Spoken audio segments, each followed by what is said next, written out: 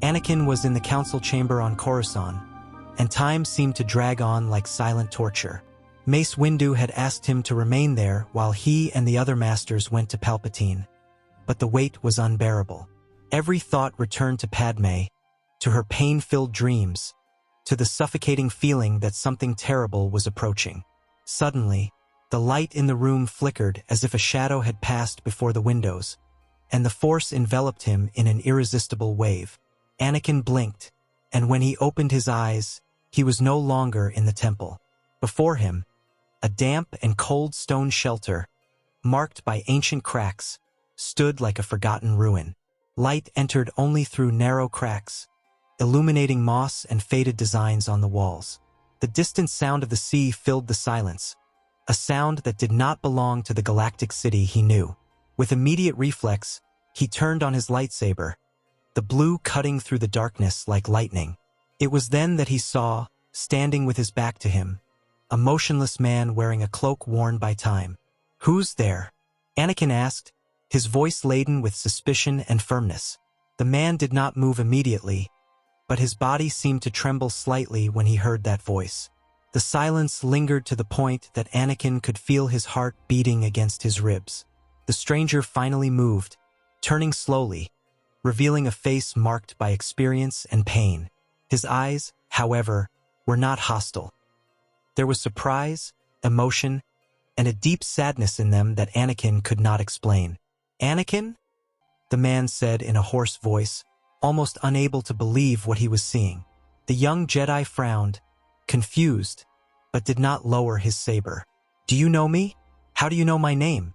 The man hesitated, breathing as if gathering strength, but did not answer directly. He just stared at him with uncomfortable intensity, like someone who saw before him something that should not be possible. Anakin tightened his grip on the lightsaber, its hum filling the shelter.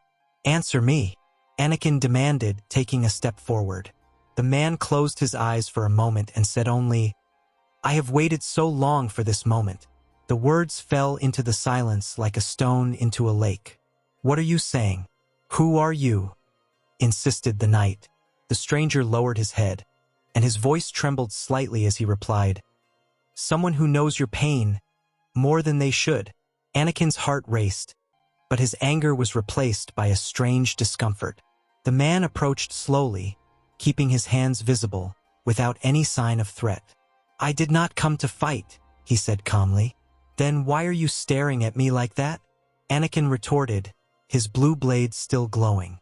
The stranger took a deep breath and looked away, unable to sustain the intensity of the moment.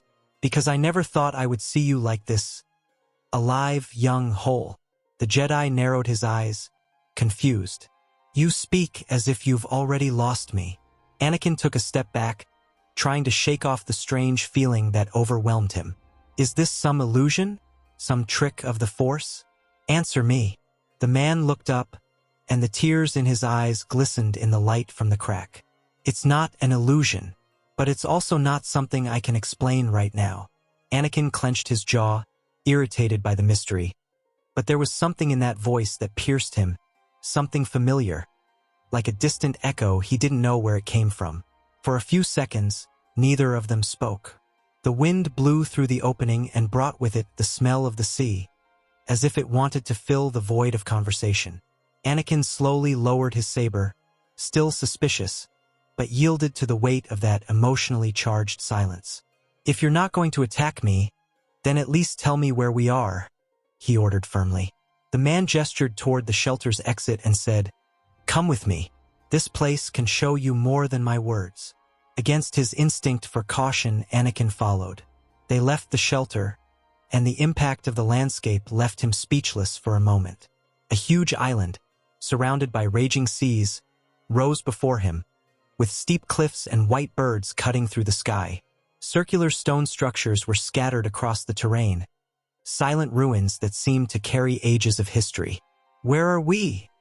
he asked, trying to understand. The man looked at the horizon and replied only, "Ahch-To, where the Jedi were born." Anakin took a few steps, feeling the wind blow against his face and the sound of the waves echo in his ears. The Force pulsed in this place in a unique way, unlike anything he had ever experienced. It was as if every stone breathed, as if every ruin held a secret that wanted to be revealed. "This place? It feels alive," he murmured. The man nodded, but his eyes were fixed on Anakin, as if observing his reaction was even more important than the scenery. "Why did you bring me here?" Anakin asked, turning to face him. The man hesitated once more, struggling with words that seemed to want to escape him. "Because sometimes the future must be seen before it is chosen." Anakin narrowed his eyes impatiently. "You're speaking in riddles. The council does that enough already. I don't need to hear it from a stranger too." The man remained silent, but there was something in his gaze, a weight, a restrained emotion, that made Anakin feel that this conversation was unlike any other. The Jedi crossed his arms, trying to hide his unease. "You look at me as if I were someone who has lost. But here I am, alive, whole. So tell me, who are you?" The man took a deep breath, his teary eyes fixed on Anakin. "I am someone who never stopped believing that you could choose the right path." Anakin blinked, confused, feeling the Force vibrate like a distant drum. It was as if something was about to be revealed, but the man's silence kept the mystery hanging in the air. Anakin followed the stranger along the stone path that skirted the cliff, while the sound of the sea rose in furious waves. The wind was strong, bringing with it the salty smell and the feeling that the island carried a primitive energy. He observed every detail: the moss covering the rocks, the birds diving into the sea in search of food, and the circular buildings that seemed to have been erected millennia ago. "All of this belonged to the Jedi?" he asked, his voice marked by suspicion. The man nodded slowly. "This is where it all began." The stone huts, some intact and others crumbling with age, exuded a strange reverence. As he passed by them, Anakin felt the Force vibrate differently, more intensely and, at the same time, more serenely. He looked at the man who was guiding him, trying to decipher his expression. "Why are you showing me this?" he insisted. The other man kept his gaze fixed on the horizon. "Because history repeats itself when we forget where we came from. And you need to see this so you don't forget." "You talk as if you know more than you're saying," Anakin retorted impatiently. "Perhaps I do," replied the man, his voice deep and laden with an invisible weight. "But I can't give you all the answers now." Anakin snorted in irritation, but he couldn't hide the curiosity that consumed him. Each step seemed to take him deeper into a mystery that the Force insisted on showing him. He didn't know if it was a dream, a vision, or a trap, but he couldn't ignore the feeling that it mattered. They stopped in front of a circle of stones, arranged as if they were the heart of the island. Ancient symbols were engraved on the rocks, forming patterns that resembled the movement of the stars. The man ran his hand over one of the symbols and closed his eyes, as if he wanted to hear what the stone had to say. "This is the first temple of the Jedi. Here they learned that the Force belongs to no one, but flows through us all." Anakin frowned. "And yet we have spent centuries trying to control it as if it were our weapon." The stranger opened his eyes and looked at him steadily. "And that is precisely where the danger lies. When we try to make the Force an extension of our will, we forget that it is balance. We lose our sense of purpose, and in the void, darkness is born." Anakin sighed, running his hand through his hair, visibly impatient. "So you brought me to the edge of the galaxy to give me a philosophical lecture? I already have the council for that." The man remained unperturbed. "No, I brought you here to show you what happens when fear overcomes love." Anakin turned abruptly, sensing the provocation in the words. "I am not driven by fear," he said, raising his voice. The man looked at him sadly. "Then why do your hands tremble when you think of losing her?" The question pierced Anakin like a blade. He fell silent, unable to answer. The wind blew harder, causing his cloak to flutter, and for a moment he felt that the island itself was watching him. They continued walking until they reached a petrified tree, which stood alone in front of a small cave. The man touched the trunk, and an ancient energy coursed through the air. "Here lie the oldest texts of the Jedi, words that have survived time, preserving the essence of what we have forgotten." Anakin ran his hand over the worn wood and felt a powerful current of energy. You stay here alone, reading dead words? The man smiled wistfully. Sometimes dead words are all that remain to keep hope alive. Hope, Anakin repeated almost mockingly. The galaxy is at war. I see bodies on the battlefield every day. Where is the hope in that? The man replied calmly but firmly. Hope is believing that not all darkness is eternal, that even when it seems impossible, someone can choose differently. Anakin narrowed his eyes, intrigued, but he didn't know why those words bothered him so much. They stopped in front of a natural pool formed between the rocks. The water was dark and reflected the cloudy sky like a distorted mirror. Look, said the man, pointing to the surface. Anakin approached hesitantly and leaned over. As he touched the water with his eyes, images began to form. Cities in flames, red lightsabers lighting up the night, children's screams silenced. He recoiled, gasping. What is this? It is a possible future, replied the man, his voice heavy with gravity. A future where the Empire rises on the fall of the Jedi, and the Emperor rules the galaxy with an iron fist. Anakin frowned, breathing heavily. I know Palpatine is a Sith, he admitted, anger in his voice like a blade. But I can't deny that he understands me in a way the Council never tried to. The man shook his head, pain in his eyes. That's how he traps you. He gets close to your wounds, offers comfort when everyone else judges you, and turns your loyalty into a chain. Anakin clenched his fists, the memory of every conversation with the Chancellor burning like fire under his skin. He offered me power, it's true, but that doesn't mean I'll bow down.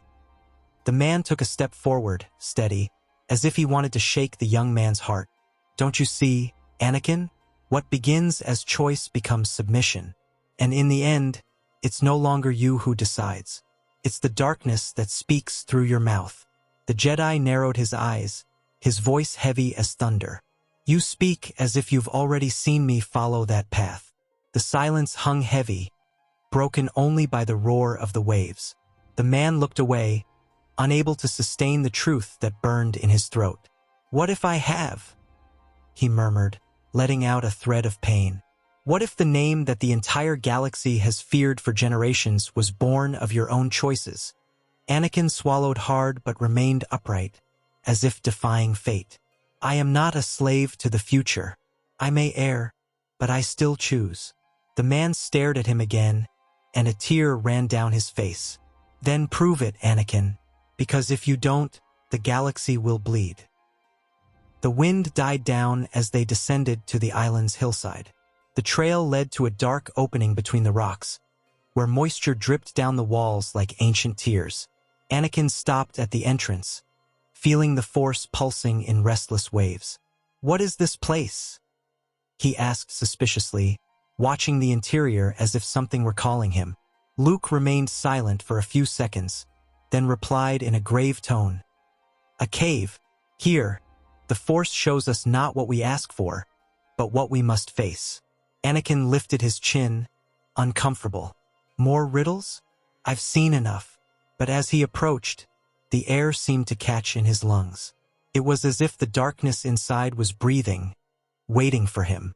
Luke remained calm, but his gaze betrayed his concern. If you go in, don't fight what you see. Just observe. Anakin raised an eyebrow, irritated by the man's enigmatic calm, but took a step forward, driven by something he couldn't control. As he crossed the entrance, a deathly silence took over the room. The humidity increased, and the walls glistened like liquid mirrors. Anakin walked slowly, each step echoing in his heart. Suddenly, the floor seemed to dissolve, and the darkness around him gave way to vivid images. He found himself in the middle of a burning temple, the crackling fire illuminating terrified children's faces. He felt the weight of a red lightsaber in his hand, and his body moved without his will. The blade came down, and the screams ceased. Anakin recoiled in horror, trying to let go of the saber, but it was as if he were stuck to his own shadow. No, this isn't me, he shouted, but his voice sounded muffled, as if he were speaking from underwater. As he looked at the cave walls, he saw the reflection of a huge figure. Black armor, a helmet that breathed with the sound of a monster, and faceless eyes. He fell to his knees, gasping for breath. The figure raised the red blade before him, and the force vibrated like never before. Anakin tried to turn his face away, but he couldn't escape. The mask reflected his own features, as if the iron had been molded to imprison his soul. "Who are you?" he whispered, trembling. The figure slowly tilted its head, and mechanical breathing filled the cave. Anakin screamed into the darkness, but the vision did not fade. The hooded figure of the Emperor appeared beside the black armor, his laughter echoing off the cave walls like a chain of iron. The old man reached out, presenting the warrior cloaked in darkness as if he were his greatest triumph. "This is the future," Palpatine's voice murmured, cold as ice. The man in armor raised his red saber, and around him, entire worlds bowed before him, surrendered not by hope, but by absolute fear. Anakin felt his stomach churn and shouted, "Who are you? What creature is this that serves the Emperor?" The images multiplied, showing battles in countless systems. Troops marched in silence, spreading destruction across defenseless planets. The masked warrior led the legions, always at the forefront, his red lightsaber illuminating the darkness. Each blow felled a Jedi, each step spread terror. Anakin tried to advance against the vision, but the cave held him, forcing him to watch. His heart raced, and his mind searched for answers. So this is it? Palpatine creates a monster, an apprentice to exterminate the Order. His voice echoed with indignation, but also with fear of what he saw. Suddenly, the vision showed the corridors of a temple in flames. Children ran desperately, but none of them escaped. The dark figure hunted them with merciless coldness, the red saber cutting through even innocence. Anakin screamed and tried to close his eyes, but the Force forced him to watch. "Enough! I won't watch anymore," he cried, but the scene continued. He fell to his knees, feeling the weight of a pain he did not understand, as if that carnage had an invisible bond with him. That apprentice is a demon. Palpatine cannot raise him. The reflection changed again. Now the masked figure was in a duel against two young warriors, a man and a woman, both with blue sabers. The fight was fierce, but there was something in the connection between them that broke the monster's strength. Anakin felt a strange familiarity, but he couldn't understand it. He watched the dark warrior stagger, weakened not by the blade, but by the words the young people shouted as they fought. Still, the mask revealed nothing but darkness. He backed away, trying to control his breathing, but the final vision was even worse. He saw the Emperor crowning that warrior as warlord, the entire galaxy pronouncing his name as if it were a sacred title of fear. A chorus echoed through the conquered systems. "Vader, Vader, Vader." The word sounded like a sentence, engraved in the stars. Anakin covered his ears, but the sound came from within the Force itself. "That is the name of the apprentice, Vader," he muttered, almost voicelessly, as if cursing a future enemy. Suddenly, everything fell silent. The mechanical breathing stopped, the fire went out, and Anakin fell to the cave floor, sweating and gasping for breath.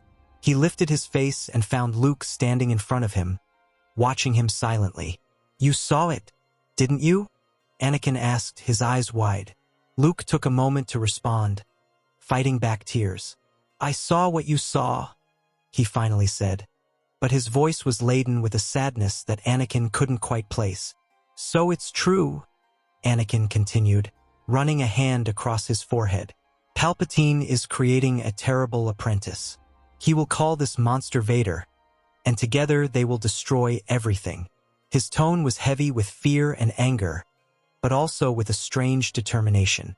"I won't allow it. I'll fight him if I have to." Luke pressed his lips together, feeling the weight of each word, but said nothing. He just stared at his father, not daring to reveal that the monster he hated was the same man standing before him. Anakin rose slowly, still trembling, but his eyes burning with fury. Now I understand why the Force brought me here, so that I could see the enemy that is coming. Palpatine thinks he can use darkness to rule the galaxy, but this Vader will be the end of everything if he is not stopped.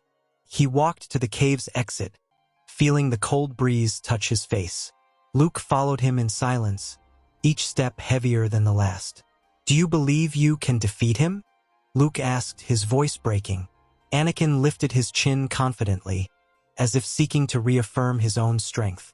"I am the chosen one. If this Vader appears, I will be the one to face him. The Force did not show me this for nothing." Luke closed his eyes for a moment, feeling his heart break. He wanted to shout the truth, he wanted to hug him, but he knew he couldn't.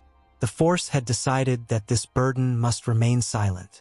Outside, the sea roared against the cliffs, as if the planet itself was reacting to the sight. Anakin looked out at the horizon, trying to shake off the weight of what he had seen. "The Force has shown me the threat, and I will destroy it.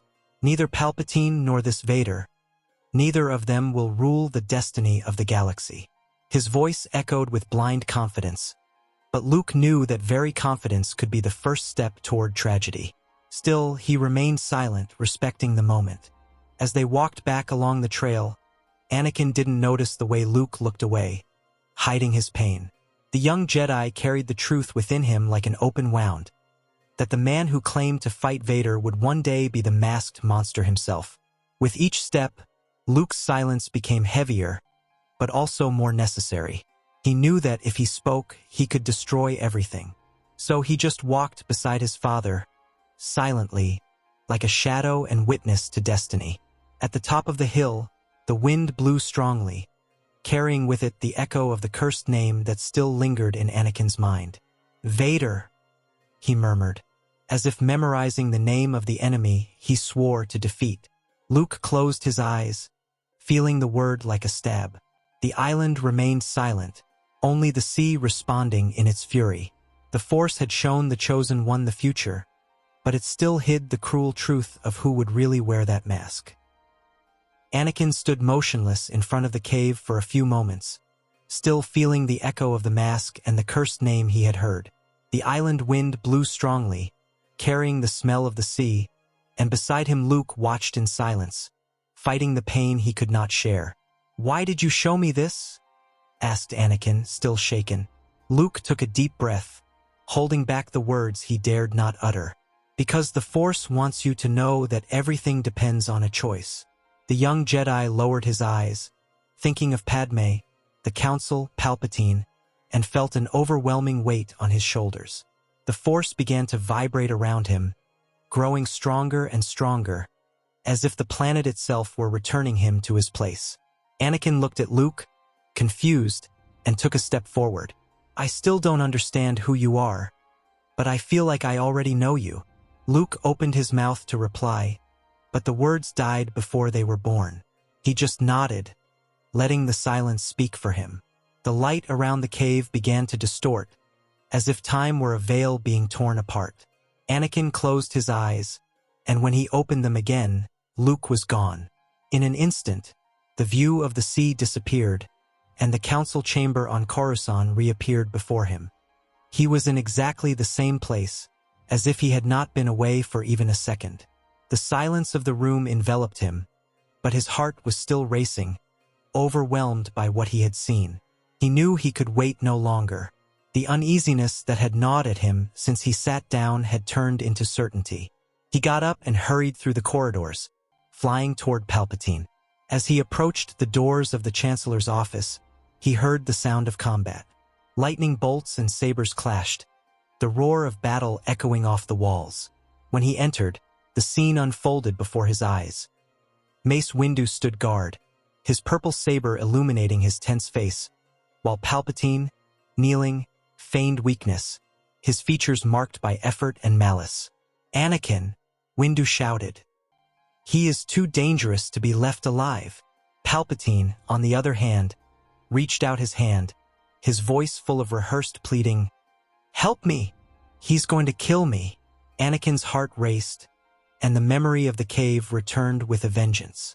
The masked warrior, the name Vader echoing like a curse among the stars. The children fallen in the temple, the fire consuming everything. He closed his eyes for a moment and saw not Luke, but Padme. Her face appeared serene and at the same time distressed, as in the dreams that haunted him.